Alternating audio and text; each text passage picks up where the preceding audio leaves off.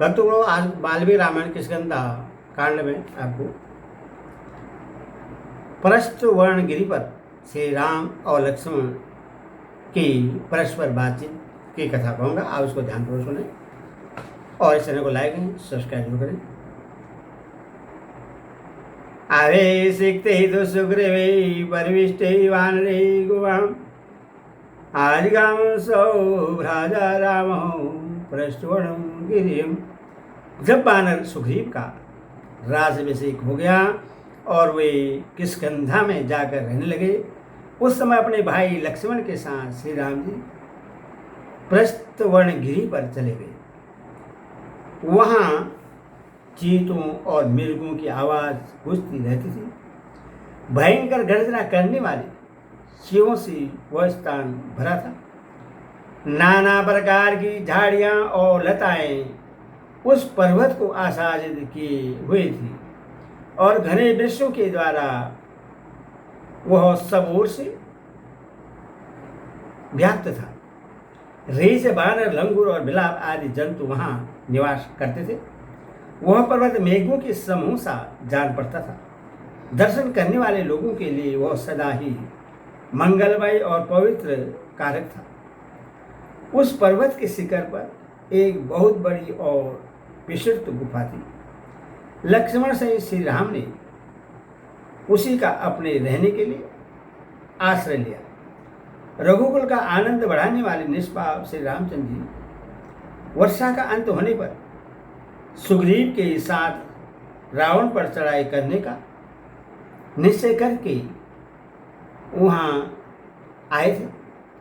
उन्होंने लक्ष्मी की वृद्धि करने वाले अपने विनयित भ्राता लक्ष्मण से यह समयोचित बात कही।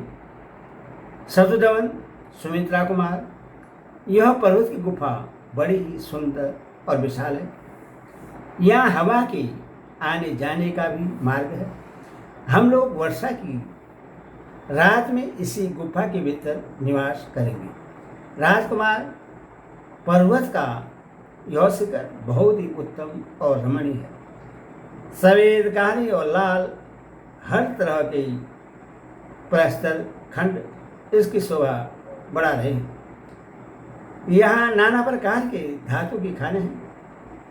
पास ही नदी बहती है, उसमें रहने वाले मेढक यहाँ भी उछलते कूदते चले आते हैं। नाना प्रकार के वृक्ष समूह इसकी शोभा बढ़ाते हैं। सुंदर और विचित्र लताओं से यह शैल शिखर हरा भरा दिखाई देता है। भांति भांति के पक्षी यहाँ चहक रहे हैं तथा सुंदर मोरू की मीठी बोली गूंज रही है। मालती और कुंती की झाड़ियाँ, सिंधुवार, श्रीष, कंदव, अर्जुन और सर्ज के फूले हुई वृक्ष इस स्थान की शोभा बढ़ा रहे हैं। राजकुमार, यह पुष्करणी खिले हुए कमलों से अलंकृत हो बड़ी रमणीय दिखाई देती है। यह हम लोगों की गुफा से अधिक दूर नहीं होगी।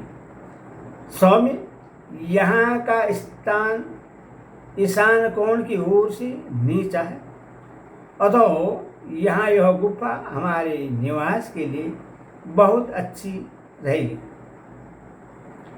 पश्चिम दक्षिण कोण की ओर से ऊंची यह गुफा हवा और वर्षा से बचाने के लिए अच्छी होगी।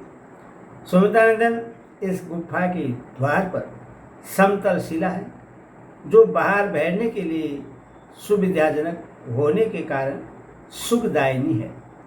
यह लंबी चौड़ी होने के साथ ही खान से काट कर निकाले हुए कोयलों की राशि के समान काली है। ता देखो, यह सुंदर पर्वत शिखर उत्तर की ओर से कटे हुए कोयलों की राशि तथा घूमने हुए मेघों की घटा के समान काला दिखाई देता है। इसी तरह दक्षिण दिशा में भी इसका जो शिखर है वह श्वेत वस्त्र और कैलाश स्वर्ग के समान क्षेत्र दिखाई देता है। नाना प्रकार की धातुएं इसकी शोभा बढ़ाती हैं। वह देखो, इस गुफा के दूसरी ओर त्रिकुट पर्वत के समीप बहने वाली मंदाकिनी के समान तुंगभद्रा नदी बह रही है। उसकी धारा पश्चिम से पूर्व की ओर जा रही है। इसमें कीचड़ का नाम भी नहीं है।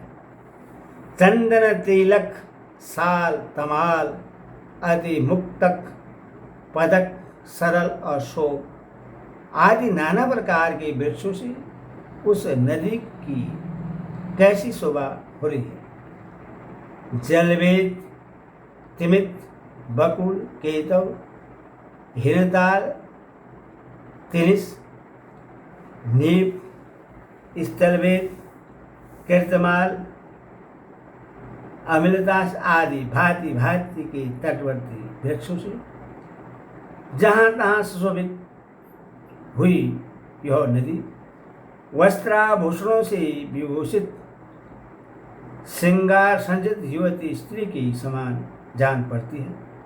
सैकड़ों पक्षी समूह से युक्त हुई यह नदी उनके नाना प्रकार के कलरवों से गूंजती रहती है।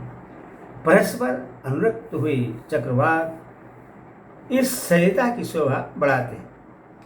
अत्यंत रमणीय तटों से अलंकृत, नाना प्रकार के रत्नों से संपन्न तथा हंस और सारसों से सेवित यह नदी अपनी हास्य छटा बिखेरती हुई से जान पड़ती है। कहीं तो यह नील कमलों से ढकी हुई है, कहीं लाल कमलों से शोभित होती है और कहीं श्वेत एवं दिव्य कुमुद कलिकाओं से शोभा पाती है। सैकड़ों जल पक्षियों से सेवित तथा मोर एवं कोच की कलरवों से मुखरित हुई यह सौम्य नदी बड़ी रमणीय प्रतीत होती है। मुनियों के समुदाय इसके जल का सेवन करते हैं। वह देखो, अर्जुन और चंदन वृक्षों की पंक्तियां कितनी सुंदर दिखाई देती हैं। मालूम होता है ये मन के संकल्प के साथ ही प्रकट हो गई है। शत्रुसूदन, सुमित्रा कुमार, यह स्थान अत्यंत रमणीय और अद्भुत है। यहाँ हम लोगों का मन खूब लगेगा, अतः यहीं रहना ठीक होगा।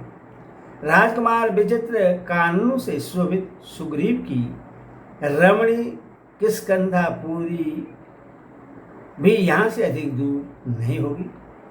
विजयी वीरों श्रेष्ठ लक्ष्मी मृद की मधुर ध्वनि के साथ गरजते हुए बानरों के गीत और वाद्य का गंभीर घोष यहाँ से सुनाई देता है। निश्चय ही कविश्रेष्ठ सुग्रीव अपनी पत्नी को पाकर राज्य को हस्तगत करके और बड़ी भारी लक्ष्मी पर अधिकार प्राप्त करके सुहृदय के साथ आनंद उत्सव मना रहे हैं। ऐसा कहकर श्री रामचंद्र जी लक्ष्मण के साथ उस प्रश्रवण पर्वत पर, जहाँ बहुत सी कंदराओं और कुंजों के दर्शन होते थे, निवास करने लगे। यदि भी उस पर्वत पर परम सुख प्रदान करने वाले बहुत से फल फूल आदि आवश्यक पदार्थ थे, तथापि राक्षस द्वारा हरी गई प्राणी से भी बढ़कर आदरणीय सीता का स्मरण करते हुए भगवान श्री राम को वहाँ तनिक भी सुख नहीं मिलता था। विशेषतः उदयाचल पर उदित हुए चंद्रदेव का दर्शन करके रात में सैया पर लेट जाने पर भी उन्हें नींद नहीं आती थी। सीता के वियोग जनित शोक से आंसू बहाते हुए वह चेत हो जाते थे। श्री राम को निरंतर शोक मग्न रहकर चिंता करते देख उनके दुख में समान रूप से भाग लेने वाले भाई लक्ष्मण ने उनसे विनयपूर्वक कहा, वीर, इस प्रकार व्यथित होने से कोई लाभ नहीं है, अतः आपको शोक नहीं करना चाहिए, क्योंकि शोक करने वाले पुरुष के सभी मनोरथ नष्ट हो जाते हैं। यह बात आपसे छिपी नहीं है। रघुनंदन, आप जगतमय कर्मठ वीर तथा देवताओं का समादर करने वाले हैं, आस्तिक, धर्मात्मा और उद्योगी हैं। यदि आप शोकवश उद्यम छोड़ बैठते हैं तो पराक्रम के स्थान स्वरूप समरांग में कुटिल कर्म करने वाले उस शत्रु का, जो विशेष तो राक्षस है, वध करने में समर्थ न हो सकेंगे। अथवा आप अपने शोक को जड़ से उखाड़ फेंकिए और उद्योग के विचार को सुस्थिर कीजिए, तभी आप परिवार से उस राक्षस का विनाश कर सकते हैं। काकुस्थ, आप तो समुद्र, वन और पर्वतों से समुची पृथ्वी को भी उलट सकते हैं। फिर उस रावण का संहार करना आपके लिए कौन बड़ी बात है। यह वर्षा काल आ गया है, अब शरद ऋतु की प्रतीक्षा कीजिए, फिर राज्य और सेना से रावण का वध कीजिएगा। वैसे ही राख में छिपी हुई आग की हवन काल में आहुतियों द्वारा प्रज्वलित किया जाता है, उसी प्रकार मैं आपके सोए हुए पराक्रम को जगा रहा हूँ, भूले हुए बल विक्रम की याद दिला रहा हूँ। लक्ष्मण के इस सुख एवं हितकर वचन की सराहना करके श्री रघुनाथ जी ने अपने स्नेही सुहृदय सुमित्रा कुमार से इस प्रकार कहा। लक्ष्मण अनुरागी, स्नेही, हितैषी और सत्य पराक्रमी वीर को जैसी बात कहनी चाहिए वैसी ही तुमने कही है। लो, सब तरह के काम बिगाड़ने वाले शोक को मैंने त्याग दिया। अब मैं पराक्रम विषयक दुर्धर्ष तेज को प्रोत्साहित करता हूँ, बढ़ाता हूँ। तुम्हारी बात मान लेता हूँ। सुग्रीव के प्रश्न होकर सहायता करने और नदियों के जल के स्वच्छ होने की बात देखता हुआ मैं शरद काल की प्रतीक्षा करूँगा। जो वीर पुरुष किसी के उपकार से उपकृत होता है वह प्रत्युपकार करके उसका बदला अवश्य चुकाता है, किंतु यदि कोई उपकार को न मानकर या भुलाकर प्रत्युपकार में मोह मोड़ लेता है, वह शक्तिशाली श्रेष्ठ पुरुषों के मन को ठेस पहुंचाता है। श्री राम जी के उस कथन को ही युक्त मानकर लक्ष्मण से उसकी भूरी भूरी प्रशंसा की और दोनों हाथ जोड़कर अपनी शुभ दृष्टि का परिचय देते हुए वे नयनाभिराम श्री राम से इस प्रकार बोले। नरेश्वर, जैसा कि आपने कहा है, वानरराज सुग्रीव शीघ्र ही आपका यह सारा मनोरथ सिद्ध करेंगे। अतः आप शत्रुओं के सहार करने का दृढ़ निश्चय लिए शरद काल की प्रतीक्षा कीजिए और इस वर्षा काल के विलंब को सहन कीजिए। क्रोध को काबू में रखकर शरद काल की राह देखिए। बरसात के चारों महीनों तक जो भी कष्ट हो उससे सहन कीजिए तथा शत्रुवध में समर्थ होने पर भी इस वर्षा काल को व्यतीत करते हुए मेरे साथ इस सिंह सेवित पर्वत पर निवास कीजिए।